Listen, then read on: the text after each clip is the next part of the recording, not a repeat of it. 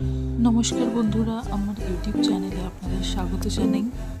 आज के आमी जे रान्नाटा करब सेटा हलो आलू बेगुन दिए इलिश माछेर झोल। तो चलुन बंधुरा शुरू करा जाक।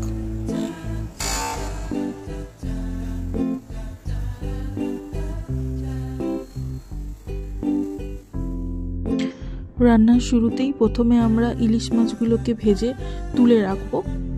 बंधुरा एखाने आमी सरिषार तेलेई भेजे तुलছি। देखुन बंधुरा आमार एखाने इलिश माछटा प्राय लाल करे भाजा हये गेछे। आपनारा चाइले आर एकटु कम करेও भाजते पारेन। एखन आमी इलिश माछगुलोके तुले निচ্ছি।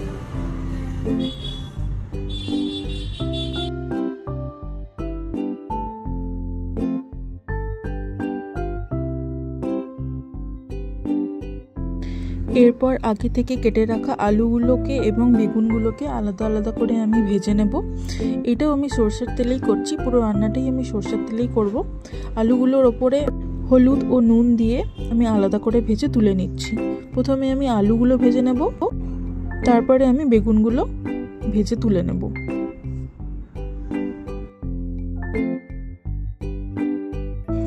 तो देखुन बंधुरा आमी आलू ओ बेगुन दुटोकेই भेजे निये तुले रेखेছি। एरपर ওই তেলের মধ্যে কালো জিরে ও কাঁচা লঙ্কা ফোড়ন দিয়ে একটু নেড়ে চেড়ে জল ঢেলে দিতে হবে।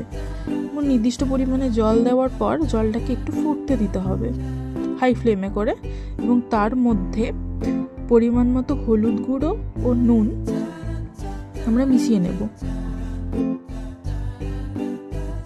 এবং ওই ঝোলটি যখন ফুটে উঠবে তখন আগে থেকে ভেজে রাখা আলু ও বেগুনের টুকরোগুলো আমরা দিয়ে দেব।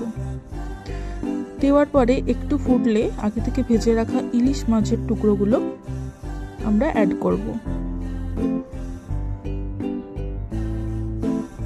দেখুন বন্ধুরা, এখন জলটা একটু ফুটে উঠেছে। তারপরে আমি ইলিশ মাছের টুকরোগুলো দিয়ে দিচ্ছি এবং তারপরে হালকা হাতে একটু নেড়ে ঢাকা দিয়ে দিতে হবে।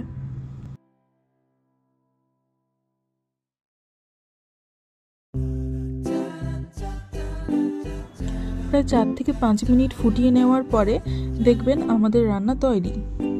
এখন নিজের ইচ্ছে মতো আলু বেগুন দিয়ে মাছের ঝোল পরিবেশন করুন।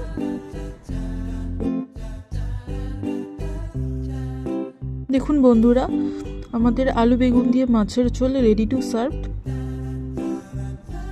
আর রান্নাটা কেমন হয়েছে আমাকে কমেন্ট বক্সে জানাতে ভুলবেন না।